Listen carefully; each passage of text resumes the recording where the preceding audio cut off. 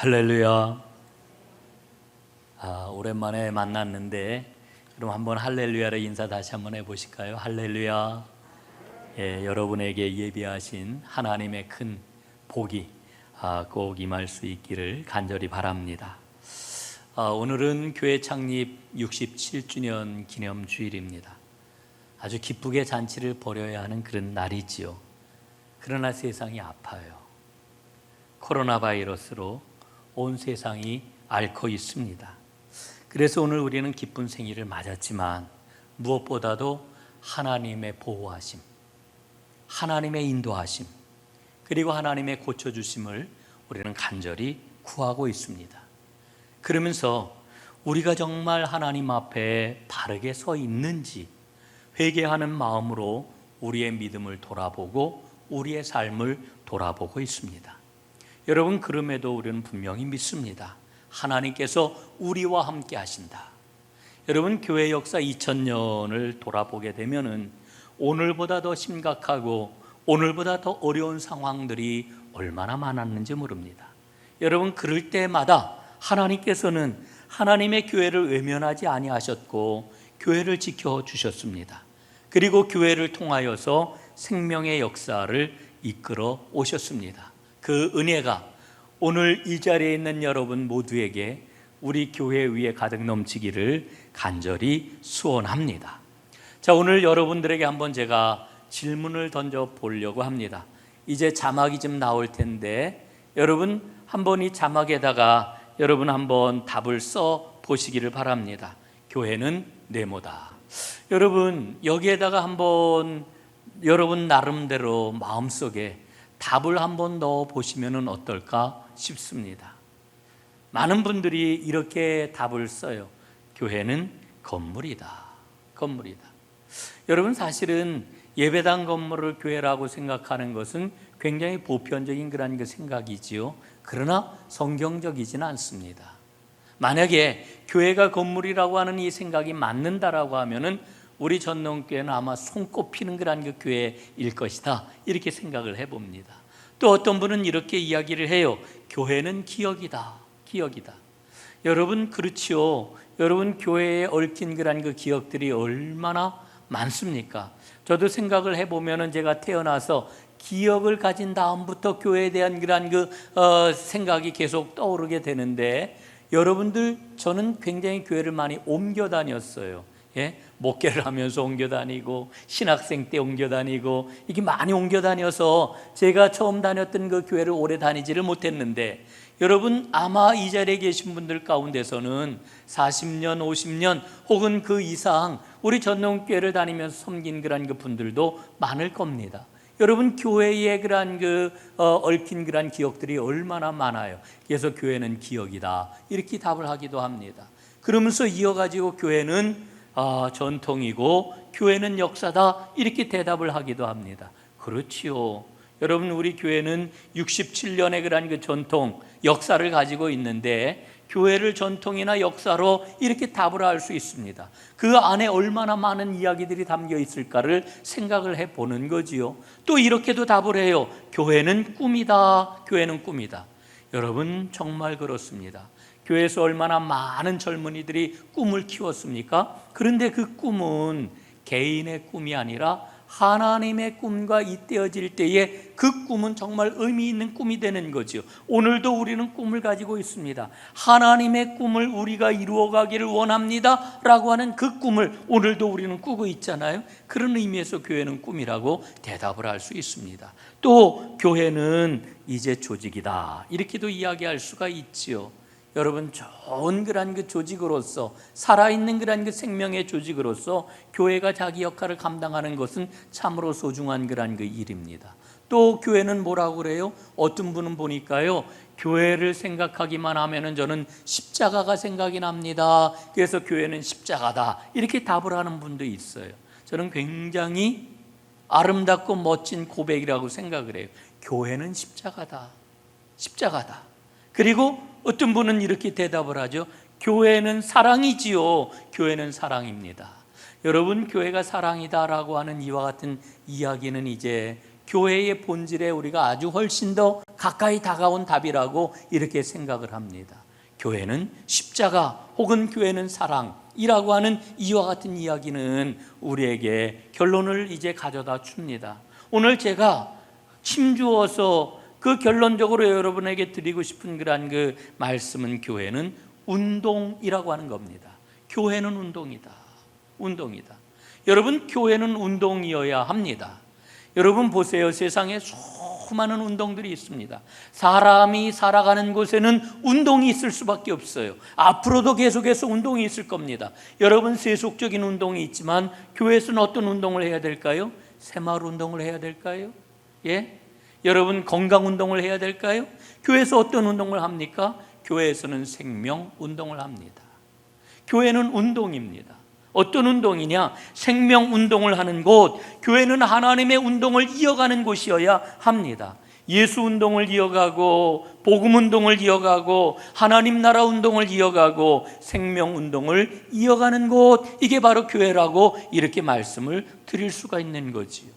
여러분, 하나님께서는 저와 여러분을 교회로 세워주셨습니다. 교회로 세워주셨어요. 여러분, 교회라고 하는 말은 헬라어로 에클레시아라고 하는 단어를 사용을 하지요. 불러내었다라고 하는 뜻입니다. 불러냈다. 하나님이 우리를 세상 가운데서 불러내셨습니다. 여러분, 그 옛날 이스라엘을 한번 보십시오. 이스라엘은 애굽에서 노예 생활을 하고 있었는데 하나님께서 그들을 불러내셨습니다. 그리고 광야길을 거쳐 약속하신 땅 가나안으로 인도해 주셨지요. 여러분, 마찬가지로 죄악 가운데 있던 나를 불러내 주셨습니다. 나를 불러내 주셨어요. 그런데 중요한 것은 나만 불러내신 것이 아니라 내 옆에 있는 믿음의 동역자, 믿음의 동지들을 하나님께서 함께 불러주셨다라고 하는 것입니다. 그렇게 불러낸 우리를 통하여 하나님께서는 교회를 이루셨습니다. 여러분, 신학적으로 어렵게 이야기를 하면은 교회는 하나님의 새로운 피조물입니다. 교회는 하나님의 새로운 사회입니다. 그러면은 하나님께서 우리를 왜 불러내셨을까? 예? 불러내신 이유가 어디에 있습니까? 불러내신 이유는 바로 생명운동을 이어가게 하시려고 우리를 불러내셨어요. 우리를 교회로 삼으셨어요. 여러분, 그렇다면 교회가 뭐냐라고 하는 것을 좀 더 깊이 살펴볼 필요가 있지요. 여러분, 에베소서 말씀을 보면은 이 에베소서를 통해서 하나님께서는 교회가 무엇인지를 우리에게 분명히 말씀을 해 주십니다. 네 가지를 한번 좀 살펴보려고 그래요. 교회가 뭐냐? 첫 번째, 교회는 하나님의 성전이다. 이렇게 일러주십니다. 에베소서 2장 22절에 보면은 교회는 하나님의 성전이라고 말씀을 합니다. 여러분, 왜 교회가 하나님의 성전일까요? 성령님이 거하시기 때문에 그래요. 성령님이, 내 안에 성령님이 계셔요. 내 안에만 계시는 게 아니라 내 옆에 있는 믿음의 동지들에게도, 믿음의 동역자들에게도 성령님이 거하셔요. 그러니까 성령님을 모신 사람들이 모여가지고 하나님의 성전을 이루는 것입니다. 그런데요, 에베소서 말씀을 보면은 이 하나님의 성전은 자라난다, 이렇게 말씀해 주셔요. 성전이 자라난다는 거예요. 성전은 그냥 머물러 있는 게 아니라 성전은 자라나요. 어떻게 자라나느냐? 두 가지 방면으로 자라나게 되는데, 하나는 내적으로 자라나고 또 하나는 외적으로 자라납니다. 여러분, 내적으로 자라난다는 게 뭘까? 내적으로 자라나는 건요, 내 안에 가득한 자기 중심성을 떨쳐버리고 예수 중심성이 점점 자라나는 것, 이게 내적으로 자라나는 겁니다. 여러분, 여기에 대해서는 지난주에 여러분들에게 말씀을 드렸잖아요. 내 안에 자기 중심성, 예? 이게 점점 사라지고 예수 중심성이 점점 더 커져가는 것을 우리는 내적인 성장, 내적인 자라남이라고 이야기하는 겁니다. 외적인 자라남이 있습니다. 이 외적으로 자라난다라고 하는 것은 성령님을 모신 심령들이 주님 안에서 서로 연결이 되어 가지고 더 큰 성전을 이루어 나가는 것, 이게 바로 외적으로 자라나는 거지요. 사랑하는 여러분, 우리 전농교회, 은총의 숲 전농교회가 이렇게 건강하게 자라나는 교회, 내적으로 자라나는 교회, 외적으로 자라나는 그런 교회가 될 수 있기를 간절히 소원합니다. 두 번째로는 교회는 그리스도의 지체다, 이렇게 말씀을 해 주십니다. 여러분, 사도 바울은 여러 곳에서 뭐라고 그래요? 교회는 그리스도의 몸이고 성도들은 그 몸을 이루는 지체라고 이렇게 말씀을 해주고 있잖아요. 여러분, 우리에게는 손이 있습니다. 또한 손가락도 있습니다. 우리에게는 발이 있습니다. 또한 발가락도 있습니다. 여러분, 얼굴을 보게 될 것 같으면 얼굴에는 눈도 있고 코도 있고 입도 있고 귀도 있습니다. 여러분, 이 모든 그런 그 지체들이 온전해야 건강한 몸이라고 이렇게 이야기를 하지요.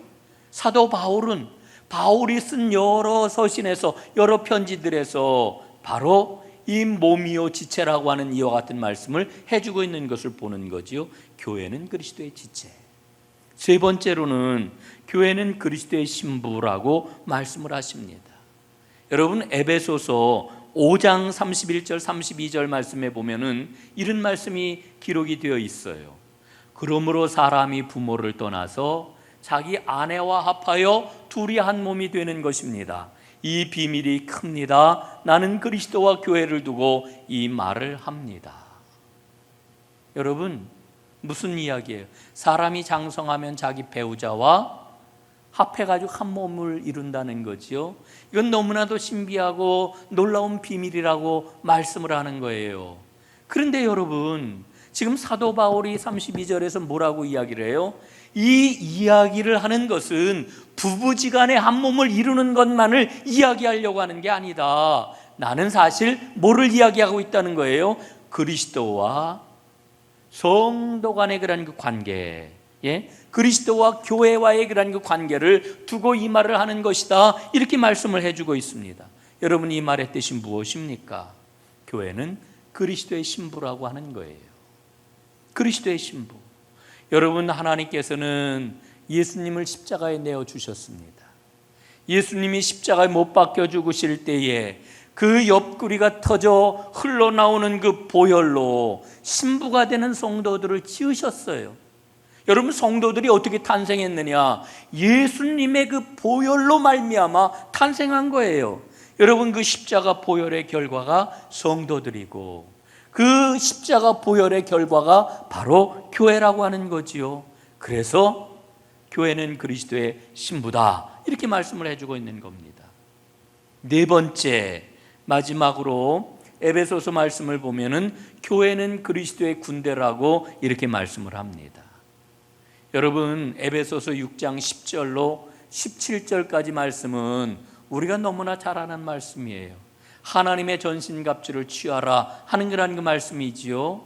뭐 너무 좋아하고 너무 귀하게 여기는 그런 그 말씀 아니겠습니까? 그런데 우리는 이 말씀을 개인을 위하여 주시는 말씀으로 생각을 하고, 그리고 자기 자신에게 적용하는 데서 이 말씀을 그냥 멈추어 서는 경우가 많이 있습니다. 여러분, 한 걸음 더 나가야 됩니다. 에베소서가 어떤 그런 그 서신입니까? 에베소서가 어떤 책이에요? 에베소서는 교회가 뭐냐, 교회가 왜 탄생했느냐, 교회가 어떤 믿음을 가져야 되느냐, 교회가 어떤 일을 해야 되느냐, 교회에 대한 설명을 해주는 교회의 복음, 이게 바로 에베소서 아닙니까? 여러분, 그러니까 에베소서 6장 10절 이하에서 일러주고 있는 하나님의 전신갑주를 입으라고 하는 이 말씀은 교회는 바로 하나님의 군대라고 하는 것을 말씀해 주고 있는 겁니다. 하나님의 군대인 교회는 복음과 진리를 위해서 무장을 해야 되는 군병들이라고 하는 것을 일러주고 있는 거지요. 여러분, 교회가 만약에 하나님의 전신갑주를 취하지 않는다라고 하면 세상과 어떻게 맞서가지고 싸워서 승리할 수가 있겠어요? 승리할 수 없어요. 무장을 해야 제대로 싸우지요. 무장을 해야. 하나님의 전신갑주를 취하는 것은 너무나 중요한 것입니다. 특별히 하나님 앞에 귀한 직분을 맡은 여러분, 하나님의 전신갑주를 취하십시오. 간절하게 여러분에게 말씀을 드립니다. 특별히 저를 포함한 목회자들, 하나님의 전신갑주를 취하십시오. 하나님의 전신갑주를 취해야 하나님의 일 제대로 할 수 있습니다. 우리 장로님들, 하나님의 전신갑주를 취하십시오. 우리 권사님들, 우리 속장님들, 하나님의 전신갑주를 취하셔야 하나님의 일 제대로 할 수 있습니다. 여러분, 교회는 하나님의 성전입니다. 교회는 그리스도의 지체입니다. 교회는 그리스도의 신부입니다. 교회는 그리스도의 군대입니다. 하나님께서는 이 교회를 통해서 하나님의 생명운동을 이어가기를 간절히 원하고 계십니다. 이 하나님의 소원을 이루어 드리는 은총의 숲 우리 전농교회가 될 수 있기를 간절히 바랍니다. 그런데 우리가 좀 헷갈리는 게 있어요. 우리가 생명운동을 펼쳐나갈 때 현실에서 만나는 운동들이 있습니다. 현실에서 만나는 운동들이 뭐냐? 세속적인 운동들이 있지요. 여러분, 앞에서도 말씀드렸지만은 세상에 얼마나 많은 운동들이 있는지 몰라요. 그 중에서 가장 크게 영향을 미치는 운동이 있습니다. 여러분, 그 운동이 뭘까요? 현실 정치운동입니다. 정치운동. 여러분이 정치운동 앞에서 교회는 어떤 입장을 취해야 될까요? 어떤 모습을 가져야 될까요?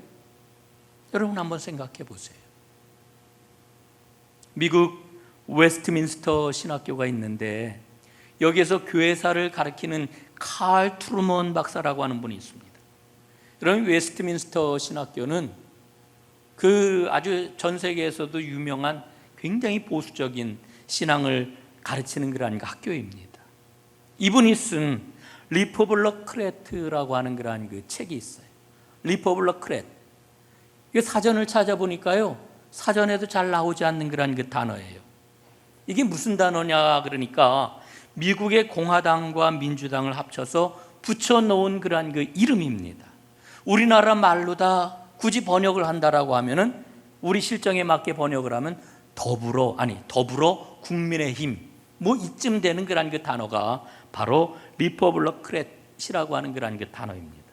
이 책을 번역을 했는데 제목을 어떻게 붙였느냐 하면은 진보 보수 기독교인이라고 하는 이런 그 제목을 붙였습니다.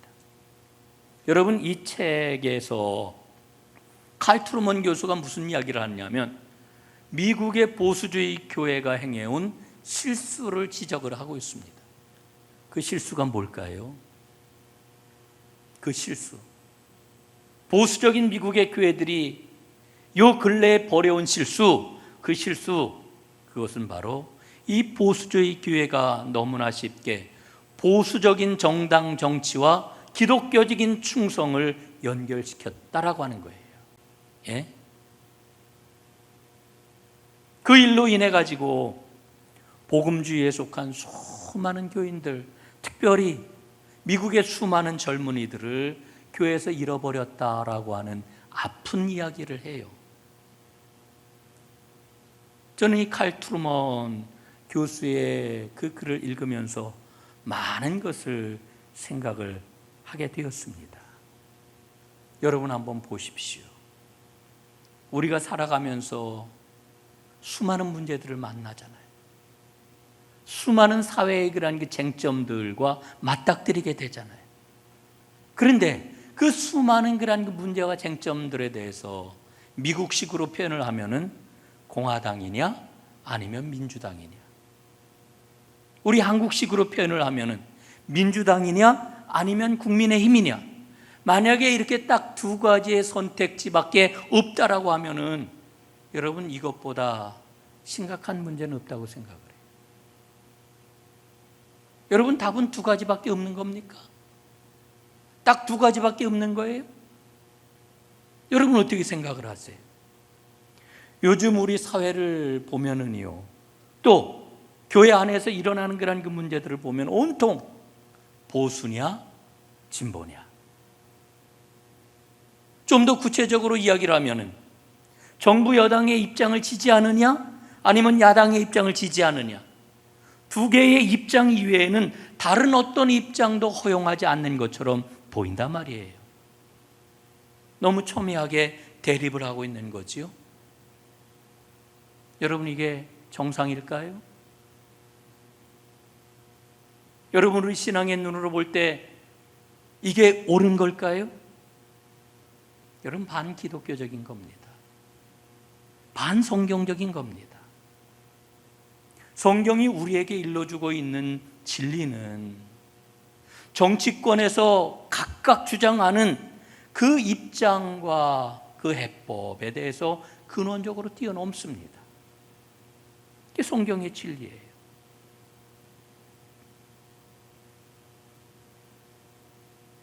여러분, 꼭 잊지 마세요.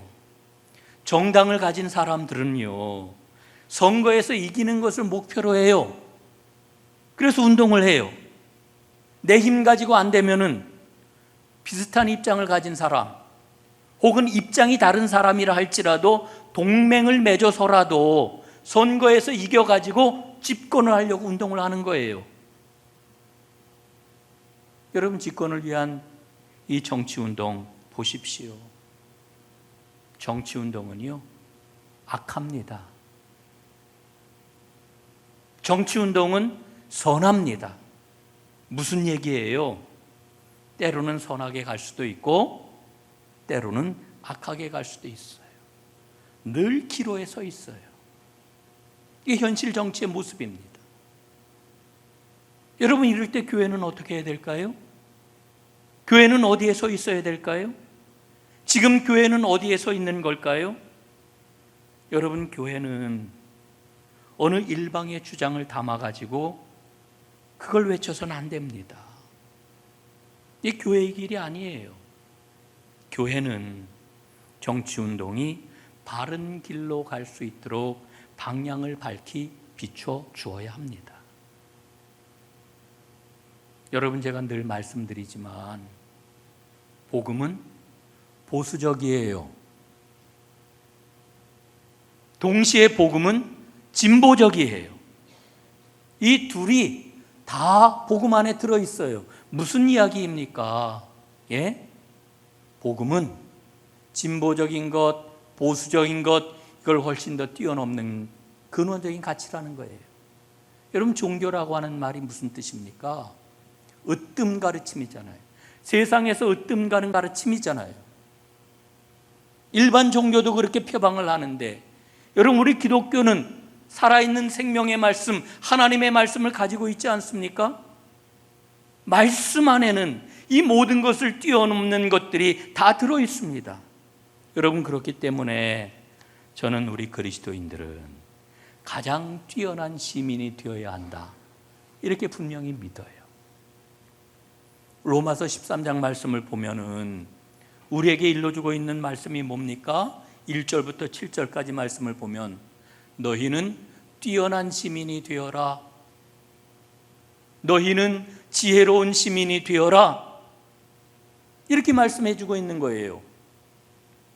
핵심적인 내용이, 여러분, 그러기 위해서는 우리는 현실 문제에 대해서 잘 알아야 됩니다. 그리고 사려 깊게 생각을 해야 됩니다. 오늘 제가 막 정치 이야기를 하니까 이게 우리가 나아갈 길이기 때문에 그래요. 예? 정치 운동을 하자는 게 아니에요. 제가 정치는요, 우리가 생각하는 것보다 훨씬 더 복잡합니다. 눈에 보이는 게 다가 아니에요. 여러분, 정치는 우리가 생각하는 것보다 훨씬 더 음흉합니다. 음흉해요. 그래서 저는 누군가 현실 정치의 어떤 문제를 가지고 딱 이원론적으로 나눠가지고 이거는 악한 것, 이거는 선한 것, 이렇게 아주 너무 분명하게 이야기를 하면은 저는 분명히 의심해야 된다고 생각을 해요. 이게 당연히 우리가 해야 할 일이에요. 그건 너무 이교도적인 거예요. 여러분, 일찍이 어거스틴이 뭐라고 이야기를 했느냐 하면, 이와 같이 이원론적으로 다 선과 악을 현실 정치에 대해서 분리하는 것은 만이교적이다, 이런 경고를 우리에게 들려주었어요. 여러분, 오늘 정말 그리스도인에게 필요한 게 뭘까요?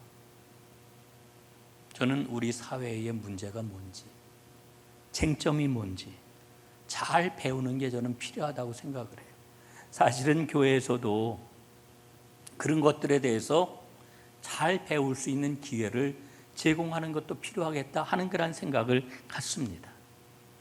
근원적인 문제가 뭔지, 양쪽 진영에서 말하는 것들을 우리가 잘 살펴보고 얼마나 타당성이 있는지 꼼꼼히 살펴보고 제대로 이해해야 합니다. 그런 후에 성경이 우리에게 뭐라고 말씀하시는지를 살펴봐야 되는 거지요. 여러분, 이게 그리스도인들이 걸어가야 하는 믿음의 길이에요. 여러분, 저는 언제나 우리 은총의 숲 전농교회 온 성도들이 우리 사회의 지혜로운 시민으로 깨어 있기를 날마다 기도하고 간절히 소원합니다.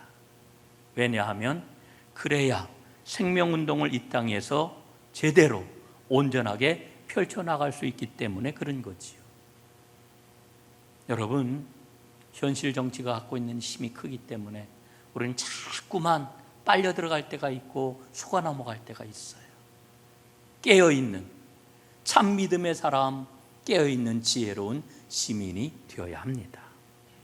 오늘 본문 말씀을 보면은 우리에게 생명운동의 기본이 되는 복음을 4가지로 설명을 해 줍니다. 첫 번째는 너희는 택하신 족속이다, 이렇게 말씀을 하셔요. 여러분, 우리 성도의 정체가 무엇입니까? 교회가 된 우리의 정체가 무엇입니까? 하나님이 택해 주신 하나님의 백성이라고 하는 거지. 하나님의 은혜로운 선택으로 우리는 하나님 백성이 되었습니다. 교회가 되었습니다. 여러분, 아브라함을 한번 생각을 해보세요. 아브라함이 하나님 앞에 선택받을 때 하나님께 선택받을 만한 어떤 조건이 있어서 선택을 받았나요? 그렇지 않잖아요. 하나님의 무조건적인 은혜와 기쁨으로 그를 선택해 주신 거지요. 여러분, 우리도 마찬가지입니다. 하나님의 은총으로 죽음의 자리에서 구원받아 하나님의 백성이 되었고 하나님의 교회가 되었습니다. 그 이유는 우리도 알 수가 없어요. 그러나 분명한 것은 하나님이 나를 선택해 주셨다라고 하는 거지. 하나님이 나를 택해 주셨다라고 하는 이 믿음, 이것을 저는 생명의 지식이라고 이렇게 표현을 합니다. 이 생명의 지식을 꼭 붙잡으시기를 바랍니다. 생명의 지식을 꼭 붙잡고 하나님이 나를 택하셔서 하나님이 나를 하나님의 교회로 삼아주셨다, 이 믿음을 가지고 믿음의 길을 온전하게 걸어가는 하나님의 사람들 되시기를 간절히 바랍니다. 두 번째로 오늘 본문은 뭐라고 이야기를 합니까? 우리는 왕 같은 제사장이다, 이렇게 말씀을 해줍니다. 여러분, 제사장의 역할이 있습니다. 죄인과 하나님 사이에 중보자라고 하는 거지. 하나님께서 이스라엘을 제사장 나라로 부르셨다 그랬잖아요. 왜 제사장 나라로 부르셨습니까? 모든 열방, 모든 이방 민족을 이 이스라엘을 통해 가지고 구원하시려고 제사장 나라로 부르셨습니다. 놀라운 특권이고 또한 그들에게 맡겨주신 귀한 그런 그 직임입니다. 여러분, 그런데 예수님께서 십자가에 달려 죽으실 때에 어떤 일이 일어났습니까? 성전 안에 있는 성소의 휘장이 위로부터 밑으로 쫙 갈라졌습니다. 그래서 새로운 이스라엘이 탄생했습니다. 영적인 이스라엘이 탄생했습니다. 예수님 때문에 구원을 받고 하나님의 백성이 된 사람들이 영적인 이스라엘이 되었는데, 오늘 성경 말씀은 그 영적인 이스라엘이 된 우리를 향해 뭐라고 말씀을 하셔요? 너희는 왕같은 제사장들이다, 이렇게 말씀해 주고 있는 거지.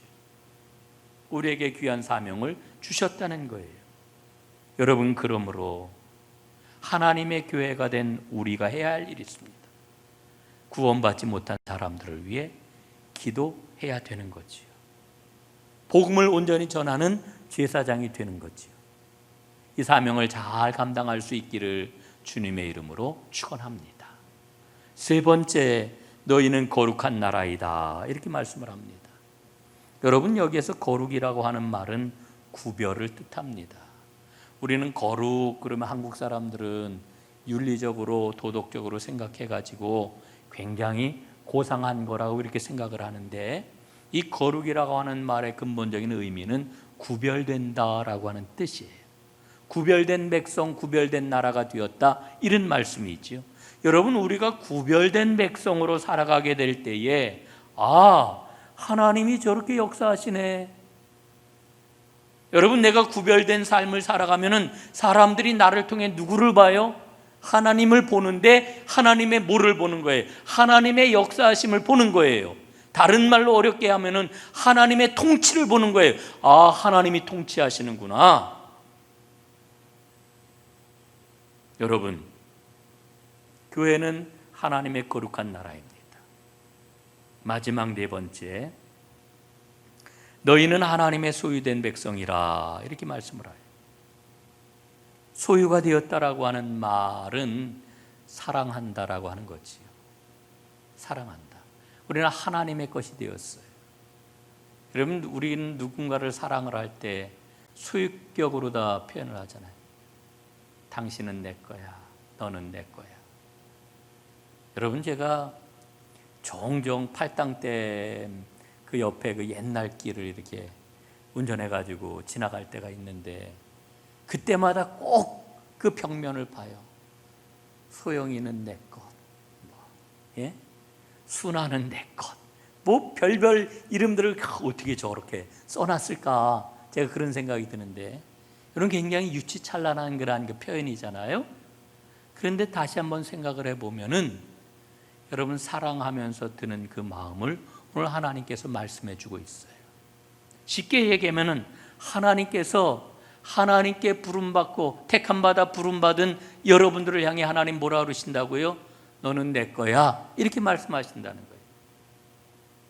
여러분, 하나님의 것이 됨으로 인해서 우리의 가치가 얼마나 고귀해졌는지 몰라요. 여러분, 그 경매를 하잖아요.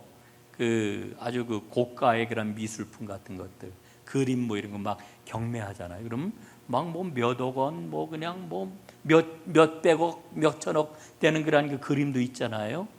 피카소의 그림, 무슨 고흐의 그림, 그림을 그렇게 비싸게 사고 파는 것은 이해가 가는데, 그런데 이를테면은 피카소가 그렸던 붓, 그게 그냥 엄청난 고가에 막 경매가 되고 이런다는 거예요. 고흐가 신었던 신발, 이런 거. 아니, 여러분 보세요. 그 붓 한 자루, 다 떨어진 신발 한 켤레. 여러분, 그런 게 무슨 값어치가 있어요. 그런데 그게 누구의 거였어요? 피카소의 것이었기 때문에, 고흐의 것이었기 때문에 엄청난 값으로 경매가 된단 말이에요. 누구의 소유냐라고 하는 게 이만큼 중요해요. 하나님께서 오늘 뭐라고 말씀하셔요?